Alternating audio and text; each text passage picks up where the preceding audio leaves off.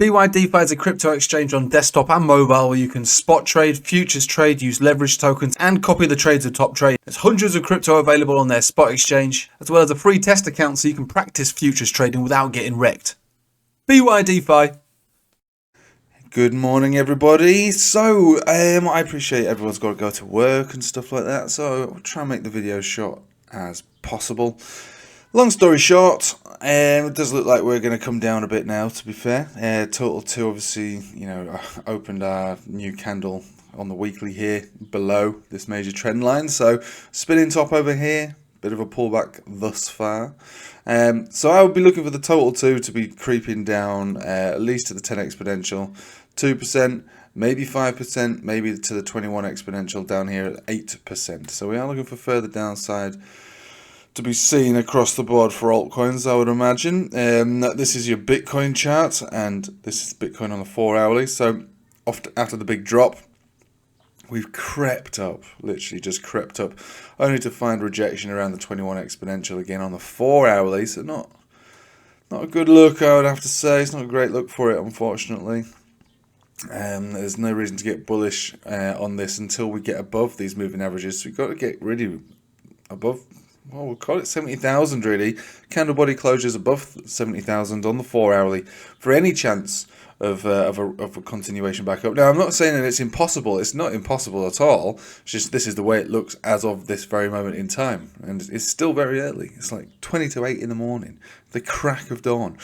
MACD, that's seen the histogram ticking up, but there's no positive cross. You've got to get the positive cross at least to think about any kind of shift of momentum. At the moment, yeah, it's just following price action. The histogram represents just the movement up, really. Not much momentum, just price action creeping up, only to find rejection on this area. If we take ourselves to the 1 hourly, which again, we wouldn't normally see me do this much on a Monday morning, but we might as well do.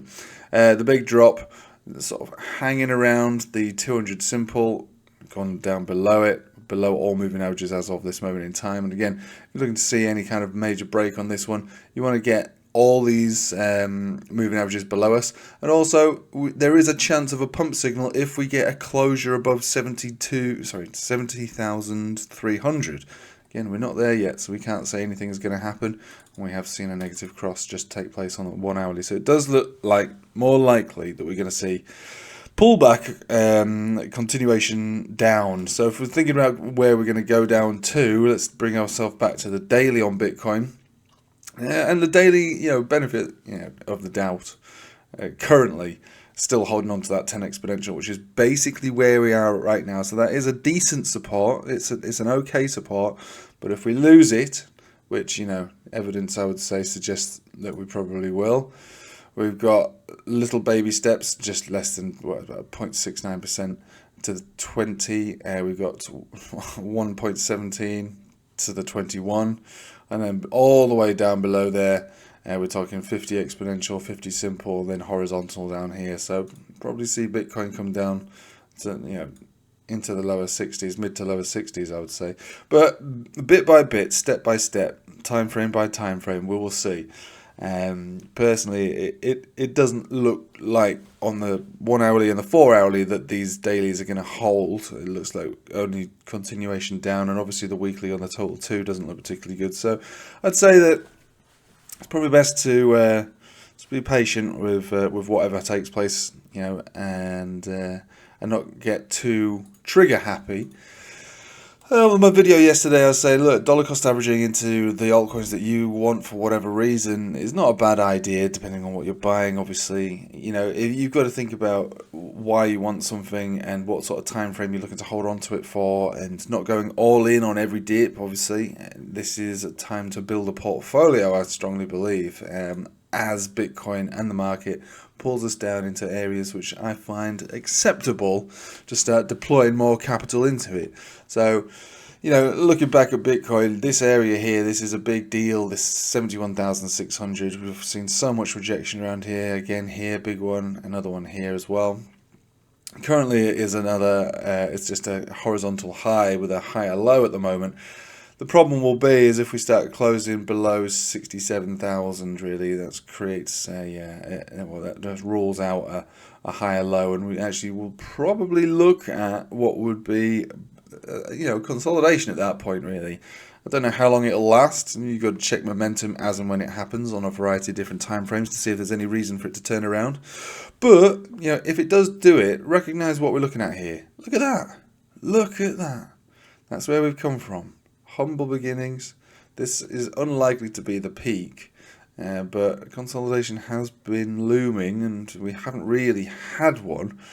And if we do have one, there is so much interest in buying Bitcoin these days that it's probably not going to go too deep. The deepest I would expect would be into the mid-50s if it were to do it quickly. Over time, these moving averages here will creep back up and we'll move into the 60s and so on and so on and so on throughout June and July, basically. If we lose these areas, then yeah, we kind of would likely visit wrecked city at that point. We shouldn't really be going down below these moving averages. I don't think we will, but at the moment they are sitting at the mid-50s, 56, 50, yeah, about 56, 55.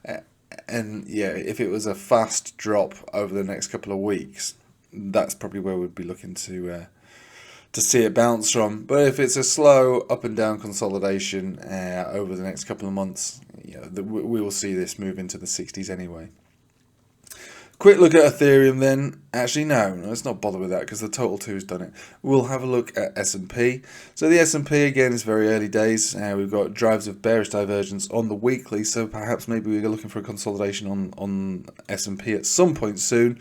Bearish divergence on the S&P on the daily also. So, you know, surprisingly, this keeps making new all-time highs, but I've been waiting for a consolidation on this one as well. And if we were to get it, I wouldn't think we'll be coming down below 5,150. If we did come down below there, it would probably go a fair bit deeper, similar to Bitcoin. You know, break down below 5,000, but not horrendous. Maybe, you know, if it were to do it quickly, if it was to do it this week or next week, it would go down below 5,000. But other than that, we're going to see these moving averages creep up slowly and surely. And find a base. That's all it is. It's basically the price action of moving averages will meet at some point, and they will help us decide whether or not they're strong enough and worthy of taking buys on. Other than that, let's finish on the Dixie, because again, it is Monday morning. We don't need to go crazy. So we broke out the descending triangle. We're seeing continuation on it today to the tune of 0.3%. That's a fair bit, yeah, for a Monday morning. That's quite a lot, really. So this does look like a breakout at this point, and just like any breakout, you target the intermediate areas where the rejection took place. So really, with the first major area, the first major target is 105.6, or just below that, really. And then obviously the full retracement is going to be 106.4.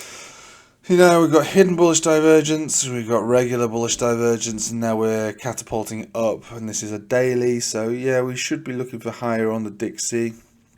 We looked at some currency pairs on the Patreon on Friday, and actually we more or less said this, but then we also saw that surprisingly, I don't know how it's looking this morning, surprisingly that the pound to the dollar was looking even stronger, really. So we're looking for a bounce on this. But anyway, that's for another video, if anyone's even interested in Forex. I wouldn't be surprised if you're not. Now, outside of the charts, there's a fair bit going on this week. We've got Fed decisions. We've got Fed conversations. We've got lots of Fed stuff. So we've got to think about what may or may not happen within all that. So, yeah, some people think rate hikes. I think it's unlikely. Some people think rate cuts, which I think that's unlikely. It's more likely just to be rate stays the same, which at this point might have a negative impact on the market because the markets are pulling back ever so slightly. We've got oil in a downtrend now, back down below the descending triangle, which should be good for CPI. The main thing to... Oh my, I'm so trigger happy over here. The main thing to think about on oil is whether or not we can stay above or below this 200 exponential, but mostly this simple, which is our nice big fat yellow one here. This is where a base was built for this stage of the rally. Currently we're below it. If we stay below it, we might see oil stay between 60 and 70, within the 60s and the 70s, should I say. If we get back above it, probably continuation of the of the breakout, really, maybe up to 90. So again, it's very early days. We did close below it last week, so probably looking for a rejection on oil around $76 a barrel, thereabouts. but closures above it would be quite bullish, especially on a weekly, and if you're looking to target this up. The only reason I talk about oil is because oil reflects CPI inflation, because fuel prices are added on to the price of basically everything, and so you have higher oil prices, you have generally higher inflation, higher CPI, more spooked markets really. And if we continue with a consolidation down, it would look good for what will I will project the CPIs later on down the line. So at the moment it's nothing's confirmed here. We've had wicks down below here, and we got sucked back up again. Wicks below, sucked back up. Wicks below, sucked back up. But this is the first time we had a weekly candle body close below that 200. And so with that in mind, this is slightly different than before. Wicks, fine. Wicks, fine. Wicks, fine. Wicks, all fine.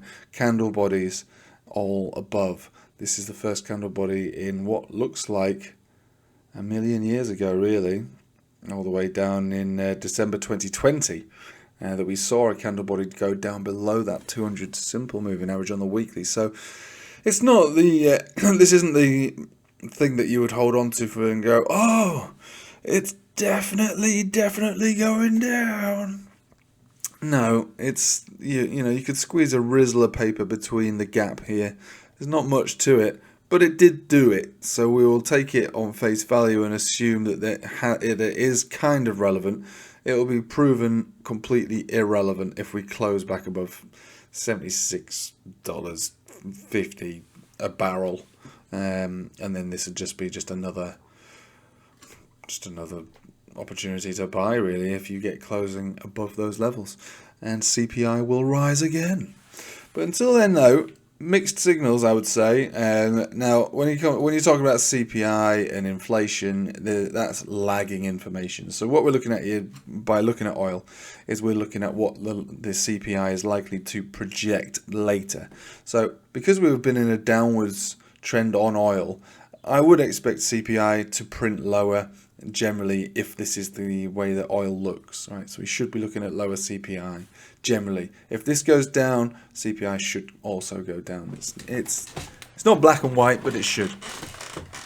If we start going back up, then in about 4 to 6 weeks, CPI will likely print higher. So this is the only reason I'm bringing oil onto the channel, really. It's just to give you an idea of what maybe we could expect. And I think, this, in layman's terms, I don't think the Fed are going to be raising rates with a projection of CPI going down like this. I don't think they'll be lowering rates either, because I don't see any reason for them to do that. Or they could do it because housing markets need it to an extent. I don't know if you pay any attention to it, but defaults are at a 13-year high on mortgages, and you have too many defaults, you have a supply shock basically, and then you have a market, we're not going to call it a crash, but you'll have loads of houses going on the market because people can't afford the mortgages. The more houses on the market, the lower the prices will have to be for houses. So house prices will go down. Some people call it a housing crash. And blah, blah, blah, blah, blah, blah, blah, blah, blah. But you know what I'm talking about. So they might lower rates in order to stop the defaults continuing on the housing market to avoid what might be a pullback in house prices. That's the only reason they will do it, because at the moment the stock market doesn't need it. And the only thing that does need it would be that of the housing market. And it's not devastating, but 13-year highs on defaults is quite a lot. So there is some sort of snowballing taking place with that. But is it a problem? I would say probably not quite yet. When the houses go on the market, cash buyers step in and buy them. It's like Monopoly, really. So it doesn't appear to be too much of a problem right now, but it could end up a problem if there is a big wave of houses on the market. Anyway, why am I talking about houses? I'm supposed to be talking about crypto. But when it comes to crypto, it does look like it wants to come down. So just be careful if you're holding on to large positions. And I certainly wouldn't be thinking about taking any long positions. Probably wouldn't even bother with a short position. The best thing to do is to wait and see which direction it wants to go. At the moment, I think it's going to go down, and it could come down, you know, alts, like I say, on the total 2 that we looked at the beginning of the video, at least an 8% drop for the total market cap. Now that the total market cap includes Tether, so it's not to say 8% for any altcoin. I think is a bit naive. I think it's going to be more like 15, 20, maybe even 30% for altcoins, generally speaking, from here, if we do come down. And it's only when we start to see them come down into certain areas on a variety of charts, total 2, total 3, individual altcoin, blah, blah, blah, that we can think about picking them up from those supports and buying those dips. You know, yeah, with a bit more generous positions, you know, deploying a bit more capital into them. But until then, really, let's just sit and watch and wait, because I'm not convinced it's going to go back up. I've got a bias that it's going to go down, but I'm not calling for a horrendous crash. I am just looking for further downside, and like I say, 5, 10, 15, maybe even 30%, and then probably turn around from there. But we'll see. I'm not predicting that. I'm not calling for that. But that's what it looks like right now. Anyway, I'll leave it with you there. But thank you for watching. Hope you have a nice day. Join the Patreon if you're not already. Other than that, yeah, take it easy.